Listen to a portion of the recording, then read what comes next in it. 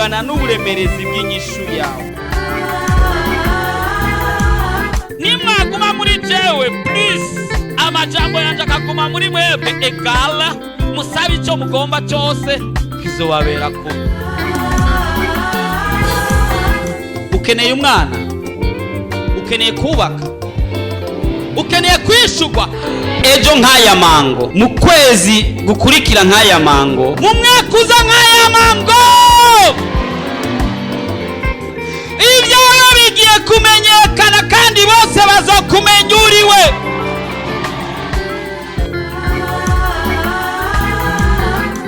Ariko Yesu araha, ariko arakubaza ati ubu ugomba gukira ni mugwanya. Mugira mwumvirize ubutumwa bwiza mushikirizwa na Pastor Jackson Nkeshimana. WhatsApp yiwe ni 76 96 96 96 76 96 96 96. Afitiye Yesu mukinga zatiwe ariba evyenja gusa endaje nazumutima.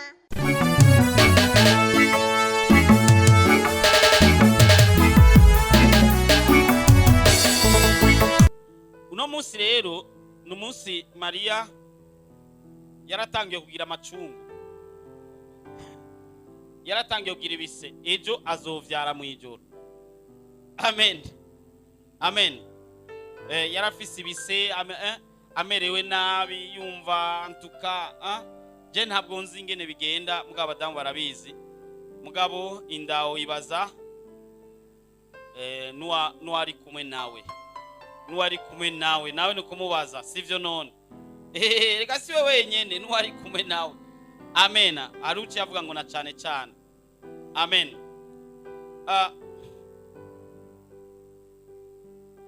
Witeze ko tuza kuvuga ivuka rya Yesu, ariko turaza kurivuga mugabo turengeho gato, twinjire n'inyuma y'ukuba yavutse atarashikana 2 ans, atarashikana imyaka 2. Amena, amena. Ngomba kuno munsi muri ya majambo dufise yo kugoroza kazoza kacu kagoramitswe n'abantu, dufise ijambo rivuga ngo Herode nubwo ari umwicanyi karuhariwe ntacyo azokugira. Herode nari umwicanyi karuhariwe ntacyo azokugira. Ariko nkubwije ukuri, umuntu ashobora gutsemba nuguhonya abana bose batarakwiza 2 ans. Umvo ari umuntu asanzwe. Nimba hari umuntu azi kwica, ashobora kwica ibigabo nkawe, akica abasirikare nkawe, ariko hageze ashobora kwica umwana wa 2 ans n'utarashikana 2 ans, mbere akica abana b'igihugu ciwe, uyu abari karuhariwe. Uyo naho yohura na Jean, Janine, André, Pascal na asha kugomba kubica, ariko erezuma ko turi mu bwoko budapfa. Ari umwe gusa yavyemeye. Erezuma ko turi mu bwoko kuko ntituzopfa, ariko amena, amena, amena. Reka badusomere aya majambo yanditse muri Matayo 2:16. Matayo 2:16. Matayo 2:16. Ubutumwa bwiza uko bwanditse na Matayo igice cya 2 ku murongo wa 16. Hagira uwadusomera.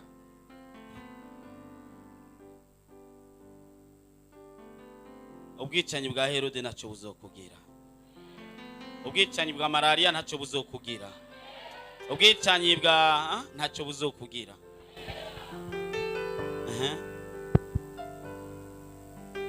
Matayo igice cya 2 murongo wa 16 haravuga ngo maze Herode abonye ko yahenzwe nabo banyabwenge arajingitwa cyane, atuma kugeseza abana b'abahungu bose b'i Betlehemu no mu misozi yose ihakikije, abamaze imyaka 2 n'abatarayimara,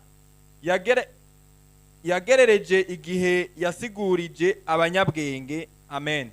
Izi ni inkuru z'abanyabwenge b'inyenyeri, abacteurs principaux barimwo n'abanyabwenge b'inyenyeri Herode, Yosefu na Mariya na Yesu ahava avuka, kandi amaze no kuvuka n'abana bose batarashikana 2 ans, kandi abana b'abahungu.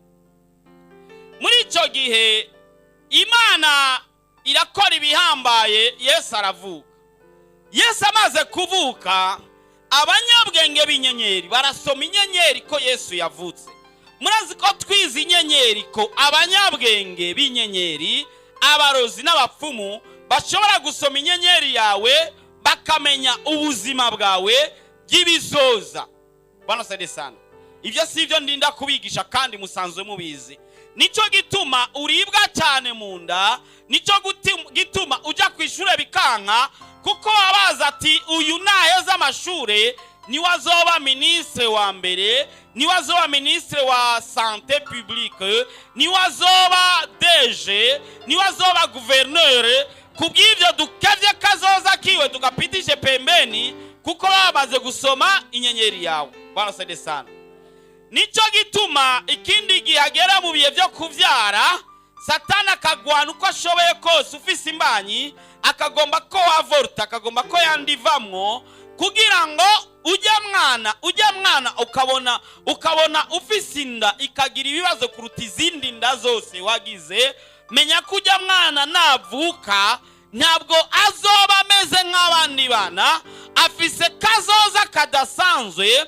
Nico gituma Satani ahaguruka uko ashoboye kose n'abandi basoma inyenyeri, kugira ngo nuhavuvuka kandi nuvuke neza. Wamara kuvuka, abana batarashikana 5 ans kenshi bakunze kugwaragurika ku mpamvu z'uko bakeneye ko apfa imbere y'igihe nashikire kazoza kiwe, ariko abana bacu bazogashika ko mu izina rya Yesu. Umuntu ashaje basigara bamwita umuruzi kuko aba yaranse gupfa. Kuko kazoza k'umusaza kaba kaheze. Ongo kweli. Ubu maze kubona ati uruvier rwabaye administrateur vyaraheze, ubu ruri muri retraite rusigaye kwipfira. Bwana sade sana.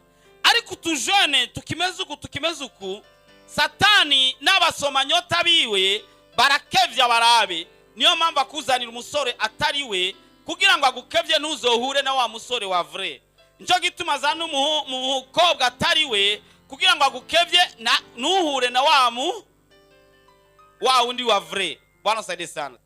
Niyo mpamvu akuzanira ingwara zimwe zitwa ngo zirakira n'izindi zidakira, ukibaza iyo byaje biva ukabibura, ariko tuza kugoroza kazoza kakebeje n'abana b'abantu. Bwana sade sana. Muziko atangwara nimwe idakira. Ongo kweli. Mbe ni dimanche nijya yindi aho badushinga naye wa muntu nasengera sida agakira. Nijya yindi. Hari umuntu muri mwe atahora yizera ko sida zikira. Ongo kweli. Ariko ndibaza ujya musi marabibonye. Kandi abaye umuntu agira kabiri akiriye ngaha. Amen. Impapuro ndazifise. Haleluya. Bisigura ko Satana agerageza gukevya kazoza kawe, muga Imana ikagasubiza ku musitari. Amena. Nico gituma babandi babasoma nyota, babandi basoma inyenyeri bashobora kwinjira mu muryango. Bwana sade sana. Bakavuga ngo uyu muryango nuzoshike muri 2018. Murazi kuno munsi tuza gusengera imiryango. Amena. Sasa Herode, vuga ngo Herode. Cyari cicanye karuhariwe. Imbere yuko yipfuza kwica Yesu, reka ndakwereke palmarese yiwe. Yarongoye umugore yitwa Mariana. Mariana niryo zina ry'umudamu wiwe. Maze nyamudamu wiwe acasaba umugabo, urazi ko abadamu basabye abagabo kenshi nibabankira, acasaba ngo amuhere musaza we abe umukuru mu bakozi b'Imana, kuko idini bari babasigaye barigira muri leta. Mu bakozi b'Imana bico gihe acamusabira musaza we kari agasore ka moins de 20 ans kari munsi y'imyaka 20 kitwa Aristobule. Maze Herode aravyemera. Mugabo mu minsi mike nyagasore kaca kamurusha kumenyekana, kaca kaba kasitare ka cyane, barakamenya cyane, bica biramubabaza. Acategura umunsi mukuru, umunsi umwe abategetsi baraza baja kuri pisine, acapanga umuntu ati gezo bari hafi ya pisine uca umutayo ace yibira acanywa amazi apfe. Herode ategura umuntu arabikora, amuta muri ayo mazi, muramu we arapfa. Murumva ko atakinya yagira. Umuntu yishe uwo yagize umukozi w'Imana kandi muramu we. Nivyagarukiye ngaho nyina yava mu bwoko bw'Abanabatene. Ubu ni icyo gihugu canke iyo ntara iri muri Jordani y'ubu. Nase yari umudemi juif. Uyu Herode ndiko ngomba kumuvuga buke buke. Herode ikindi gihe arategura yica umugore wiwe. Hari mu mwaka wa 29 imbere yuko Yesu avuka. Vuga ngo yari umwicanye. We kuri yo kwica byari bisanzwe. Amaze kwica musaza w'umugore, mu nyuma yica umugore wiwe. Ntivyagarukiye ngaho. Undi munsi acarategura yica nyirabukwe. Afata mabukwe wiwe aramwica arakuraho. Nukuvuga umuntu yarinze yica musaza w'umugore, yica umugore, yica nyina w'umugore, nta muntu numwe yogirira impuhwe. Amaze kumva ngo havutse undi mwami, acabwira abanyabwenge ngo muce mumbwira aho yavukiye hariho, ama nanje nzoce nja kumucengerera. Amareka aragendera baba nyabwenge b'inyenyeri ati mwe ntimusubize ya nzira muca ahandi. Herode kiramenya ko bagihenze, kiravuga ati abani yuyi mimi ngo nibazi jewe nishe mabukwe, nishe abo nabazwi, hari n'abandi batazwi yishe.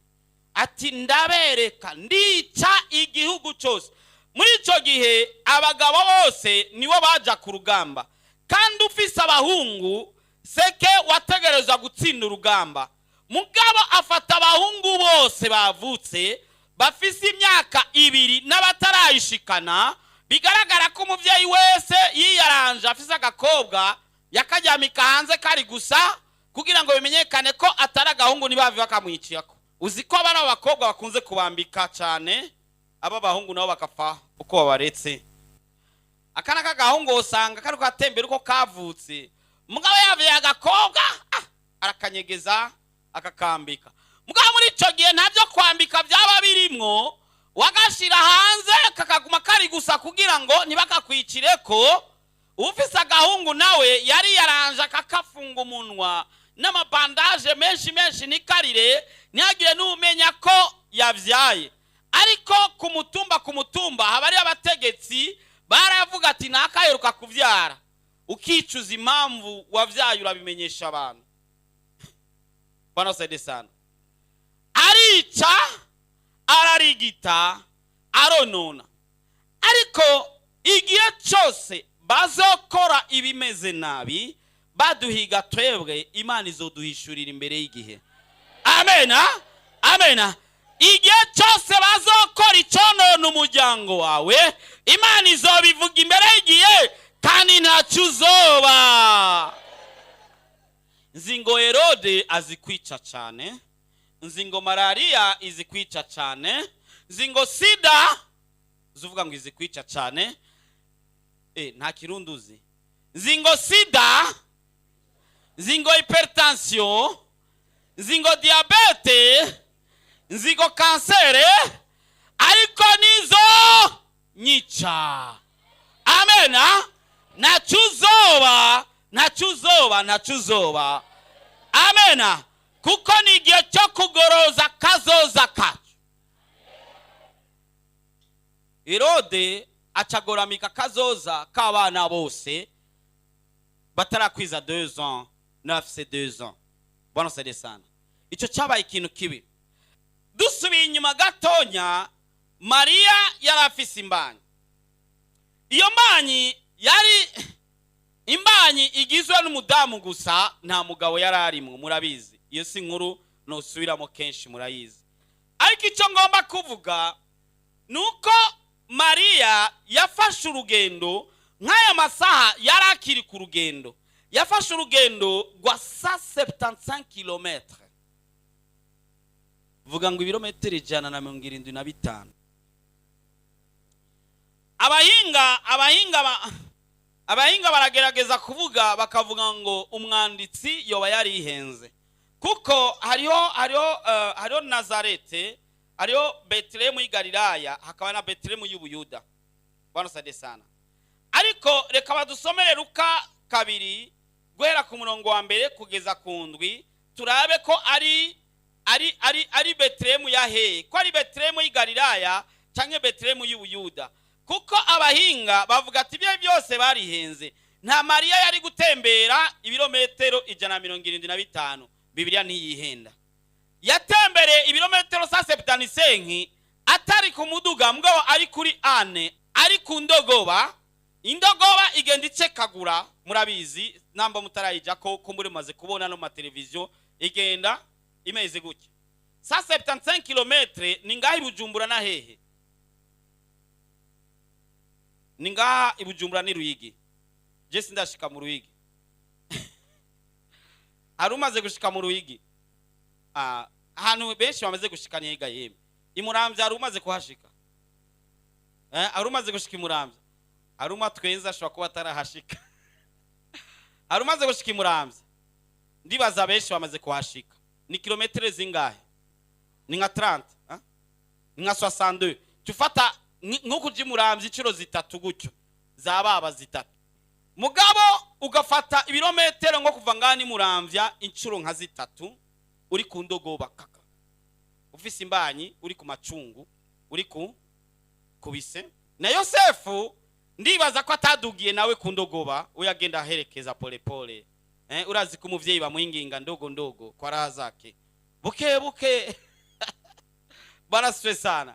Buke sasa butanisenye badusomere Luka igice cya 2 umurongo wa mbere haravuga ngo muri iyo minsi icyagezwe kiva kwa Kaisari Augusito ngo abo mu isi bose bandikwe. Uko niko kwandikwa kwa mbere kwabayeho Kureniyo akiri cegera ca Kaisari Isiriya. Bose baja kwiyandikisha, umuntu wese aja mu gisagara cabo. Yosefu nawe avigalilaya mu gisagara cy'i Nazareti, aja Yudaya mu gisagara cya Dawidi cyitwa Betlehemu, kuko yakomotse mu nzu ya Dawidi mu muryango wiwe. Aja kwiyandikishanya na Mariya uwo yakoye yarakuriwe. Bakiriyo igihe ciwe cyo kuvyara kirashika, avyara umuhungu w'uburiza, amuzingira kw'impuzu y'uruyoya, amuryamika mu bwato bw'inka, kuko bari babuze umwanya mu ndaro. Amen. Amen. Murumva rero hari Nazarete y'Ubuyuda, hakaba ni Nazarete y'Galilaya. Mugabo iyi distance yo kuva Nazarete y'Galilaya gushika i Betlehemu hari ibirometero 175. Mugabo hari indi Nazarete y'Ubuyuda gushika i Galilaya y'Ubuyuda gushika i Betlehemu ni ibirometero 9. Ibirometero 9 ni nko ngaha no mu Gatumba. Hari umuntu amaze kubona Gatumba gushika mu Gatumba. Hari batarashika mu Gatumba na hepfo uce kuri Shanike. Ibirometero 9 ni hafi cyane. Mugabo nubwo byobaye hafi, aba mama bodushingira intahe uri ku ndogoba, dufate nk'ikinga yoyo, basi dufate ikinga yoyo byopfuma. Uri ku ikinga bakakujana mu ibarabara ritagira ikaburimbi, utuyira udugumanuka kuva nko ngano mu Gatumba tuhite hafi basi. Tureke yo 175 ko bavuga ngo Maria ntiyari kubishobora, dufate basi ko yari yagiye kuri yo hafi ya 9. Yesu ashimwe. Umva byari byoroshe. Atwaye imbanyi y'inyishu yawe. Amen. Amen. Amena. Amena. Kumbure indogo yagenda imuceka, kumbura inda yari igenda imuceka, guceka ni kugenda igira gutya, akarira akavuga ati uko yarira kose niko inyishu yawe yabiri hafi gushika. Uko bigenda bizunguruka binyiganga cyane, uko bigenda bimera nabi niko inyishu yawe iri mu gushika. Reka nkubwire, igihe cy'inyishu kigira cegere n'ibibazo biba byinshi cyane. Umuvyeyi agira vyare niho yumva mu nda vyanse, niyo yumva ivyo bise bavuga, niyo yumva arahiye ko atazosubira kuvyara, niyo humva. Ariko habasigaye amasaha, habasigaye iminsi, habasigaye igihe gito kugira ngo inyishu igaragare. Hari abataravyumva neza, reka nsubiremo. Buriya igihe cyose wabayeho mu buzima busanzwe ntiwigeze uhura n'ingorane, ariko igihe cyose ugira wegera inyishu yawe niyo ibibazo biba byinshi, kandi uko bikorana kuba byinshi niko byegereza kugusunikira mu nyishu yawe. Amen. Herode rero nicyabimenye ko Yesu agira avuke, cyaje kubimenya yavutse. Nturabyumva neza. Abantu bawe babi ntibamenye kugira uronke inyishu, baje gutangara waronse inyishu, baca bagomba ngo bayisubize inyuma, ntibigishoboka. Batangajwe no kuva wagironse umufiyanse, birabatangaza, batangura kukuteranya, mugabo ntibigishoboka, yaragukunze. Baje gutangara babona utangiye kubaka, bagomba kuja kwiburizamo, ntibigikunda, byakunze gusa. Yesu yavuze ijambo kandi byabaye. Nturavyumva neza. Herode nubwo ciyemera kwica, we ntacyo kizokugira. Amena. Yarisha abana benshi, ariko gwawe ntacazoba. Amena. Yarisha ibintu byinshi. Uziko Satani yica ibintu by'abantu benshi. Buriya hari abana basigaye, ntibaze ngo yishe bose. Mwihonyabwoko hari abasigara. Ihonyabwoko rimwe gusa niyo ryamaze enkare y'abantu bose bo ku isi, atanumwe asigaye. Igihe Kayini yica Abeli, yishe icyakane cy'abantu baba ku isi bose. Isi yose yabamo abantu 4, aca yicamo Abeli. Cyari cyakane cy'abantu bose baba ku isi, nta numwe yasigaye muri icyo cyakane. Bwana sede sana. Niyo ryonyene. Mugabe igihe cyose bazica ntiyazabura uzosigara, kandi uzosigara ni wewe. Muravyumva. Igihe cyose bazirukana ntiyazabura uzosigara ni. Igihe cyose bazokena ntiyazabura uzosigara ni. Igihe cyose bazogirirwa nabi ntiyazabura uzosigara ni. Rero Herode, imwe ya Herode iracariho n'uno munsi. Bwana sede sana. Hari abantu badashaka kukuza, nibashaka kuduga kipesa, nibashaka kuduga kimavazi, nibashaka kuduga kiafya, nibashaka kuduga mu buzima bundi busanzwe. Ariko uno munsi turagaruza mu izina rya Yesu. Imiryango rero ni danger. Bwana sede sana. Umuntu yishe umwana aba yishe amamiliyoni y'abantu bazovuka muri uwo mwana. Kuko umugabo muri kijya gihe cya kera bari barekuriwe no kurongora abagore 3, 4, 5. Iyumviye abyaye nko ku bagore 5 akabavyara disidisi, akaba afise abana 50 muri generation ya mbere. Iya kabiri bakaba bamaze kuba nka desa 50, nukuvuga gutyo na gutyo yishe abantu bari kuba miliyoni. Bwana sade sana. Hari abantu bagomba kukwicira ibyawe bigitangura, bagomba ko wa murima wawe udatera imbere bigitangura. Hari abantu bakoze ibintu kuri sogokuru wawe cyangwa sogokuruza wawe kugira ngo umuryango bize bibandanye bikurikirana kugira ngo umuryango wawe ntuze wigere ushika ahantu mu buzima. Hari ibintu usanga byisa mu miryango. Hari imiryango batigera biga kaminuza. shaka uba ufise umwana aba uwa mbere aheje imanite aca yumva umenga yoja gukora cyangwa aca yumva umenga yobiheba cyangwa aca yumva umenga yogira uku na kuriya cyangwa agacapfa atahejeje kaminuza cyangwa atinjiye muri kaminuza. Wongo kweli hari ibijyango batarongogwa bano sana kandi musengaga kandi mwinjira mu mwemu mugabo ugasanga ntibarongogwa. Hari imiryango abakobwa bose bategerezwa gutwarira madamuhira. Hari imiryango abagabo bose bategerezwa guharika. Hari imiryango abagabo bose bategerezwa kubita abagore.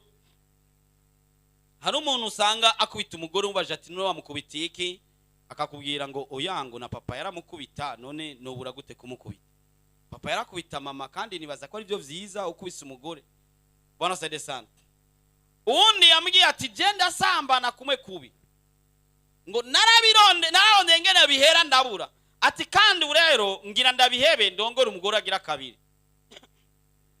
Niko kubiheba. Ndamuhanura uko nshoboye kose ndabona biranse. Cya ndamubaza ni papa wawe afise bangaye? Ati papa afise babiri.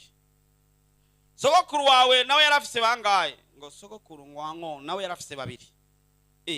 Sasa bibura gute kukurikirana? Igihe utaragirirwa deliverance y'ikimujyango bibanza bivemo bizogukurikirana no kubana no kubuzukuru no kubuzukuruza. Wongo kweli hari imiryango batigera basa neza. Murabona gusa neza munakambara kabegwa gasa neza. Uzosanga abana bose basa ukuntu. Bwana sana. Ukimvira none nayo yorongora mu mujyango urimo abantu basa neza. Ndazi umupapa yarongoye umudamu w'inzobe iwabo barirabura cyane, iwabo ni umupapa barirabura sana, acarongora umugore w'inzobe nyinshi cyane. Sasa nibwira ko ashobora kuba yamurongoye kugira ngo azotuma vyara umwana ari hagati na hagati, aca vyara birabura basana kwa kundi nyine.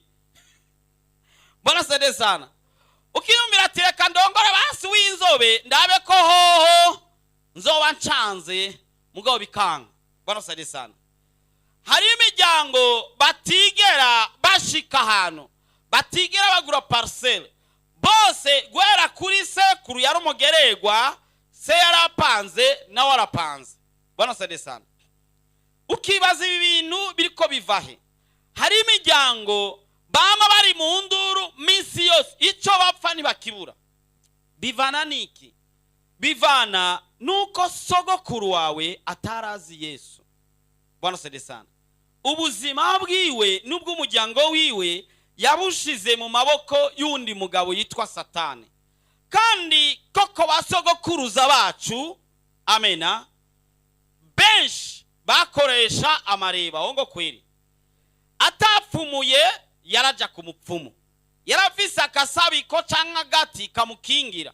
Hari abantu bakubwira ngo bafise imiti ngo bakingira urupfu kandi bakama bapfuye misi yose. Bwana sana. Je ndazi umuryango bapfuye famiye yose mu myaka nk'itatu, hari amaze gupfa nk'abantu 20. Nukuvuga binamu, shangazi, muyomba, bamudogo, abantu bagahera ukibaza ikibishu kakibura. Kandi ntibabura impamvu yo gupfa, undi we yapfuye atanagwaye. Bwana sana. Ivyo rero biba bivuye mu muryango. Amena.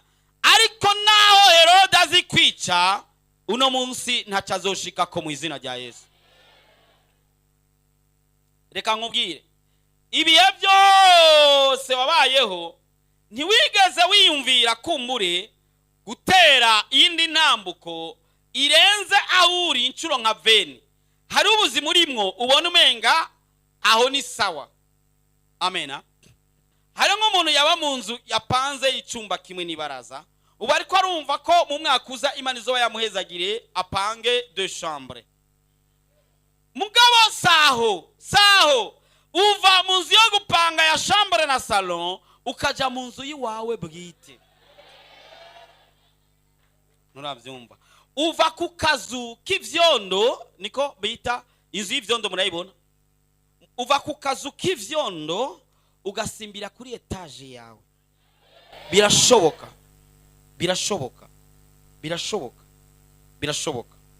uva ku kugwara diabete ukaja ku buzima bwo kutagwara, uva ku buzima bwo kugwara amenyo ukaja ku buzima bwo kutagwara, uva ku buzima bwo kutavyara ukaja ku buzima, sinzi kuri kuravyumva, uva mu buzima bw'ubushomeri ukaja mu buzima bwo guhemba 500,000. Amena. Uva mu buzima bw'umutahe wa 5,000 ukaja mu buzima bw'umutahe wa 500,000. Sinzi kuri kuravyumva. Amena. Amena. Herode rero misio yacu no kwica. Impemu ya Herode turaza kwigeseza natwe mu izina rya Yesu. Ku mwisho w'umwaka rero Satani n'abadayimoni biwe bama bashaka kugira fete. Nkuko ku mwisho w'umwaka Imana nayo igomba kugira fete n'abana bayo. Buri muryango nitwe tuhagarariye. Ubu rero tugira duhagarare twisangera ubwacu n'abadukomoka ko bambere n'abakabiri n'abagatatu kugeza ku banyuma. Amena. Nukuvuga uheza kwisengera ugasengera abana bawe cyanye abavyeyi bawe cyangwa abo muvukana cyanye kinuku. Nimegundua uzuri wa Yesu, nimegundua utamu wake. Uburebure bw'ingorane yawe bungana n'uburemerezi bw'inyishu yawe. Nimwaguma muri jewe please, amajambo yanje akaguma muri mwebwe egala, musabe icyo mugomba cyose kizobabera ko. Ukeneye umwana, ukeneye kubaka, ukeneye kwishugwa ejo nk'aya mango, mu kwezi gukurikira nk'aya mango, mu mwaka uza nk'aya mango, ibyawe bigiye kumenyekana kandi bose bazokumenya uriwe.